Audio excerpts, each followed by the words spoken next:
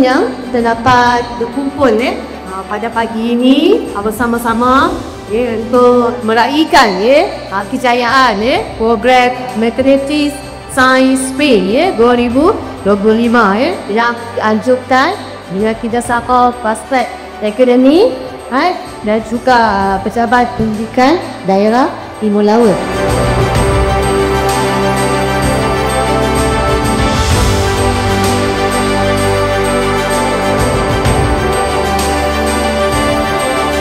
Program MSS memang kita fokuskan kepada anak-anak kita di level average dan below untuk subjek Maths dan Sains. Namun dalam masa yang sama, program ini juga terbuka kepada murid tahap average dan above yang berminat untuk kukuhkan kefahaman, membina keyakinan dan mencabar potensi mereka.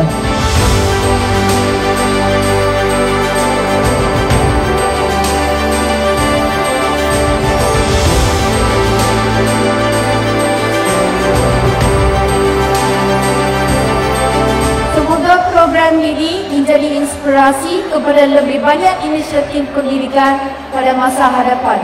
Dengan lafaz Bismillahirrahmanirrahim, saya bersuka cita yang merasmikan Majlis Penutupan Program Mathematics and Science with MSS Okey Berkelanjutan.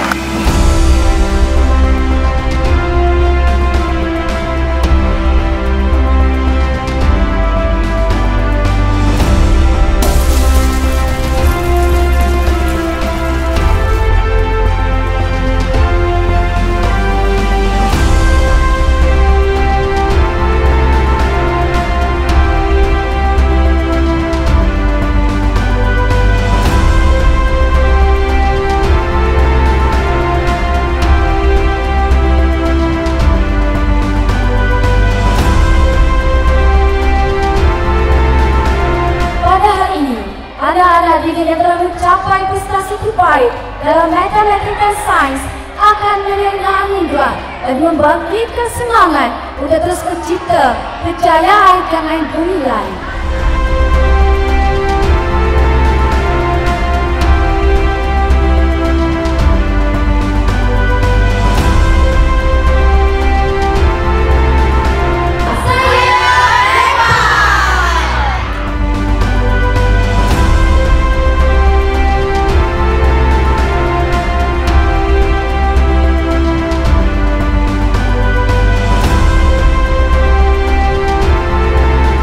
Dan selamat pagi. Bagi pandangan saya, program MSS ini sangat membantu murid. Apa-apa program yang dilaksanakan memang murid mudah faham. Sebab tu bila anak saya sebelum ni Math dengan Sains dapat E dan D, tapi akhirnya melonjak menjadi kepada A.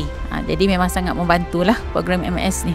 Kalau cadangan saya, MSS ni dah buat yang terbaik di sekolah, setiap sekolah. So kalau boleh saya nak MSS ni sambungkan lagi daripada darjah 1 sampai darjah 6 dan sambung lagi daripada tingkatan 1 ke tingkatan 6. Sebab MSS ni dah buat sistem pembelajaran yang sangat memberi kesan yang terbaik untuk budak-budak. Momen yang saya paling suka kat sini, boleh kawan dengan sekolah lain, boleh belajar dengan cikgu-cikgu lain. Lepas tu saya boleh berkenalan dengan murid-murid yang saya tak kenal. Lepas tu bekerjasama dengan diorang. Kalau ada program ni lagi, saya nak join sebab boleh ada pengalaman baru untuk dipelajari. Antara cabaran terbesar untuk program MSS ni, kita perlu handle 500 student dengan level yang berbeza.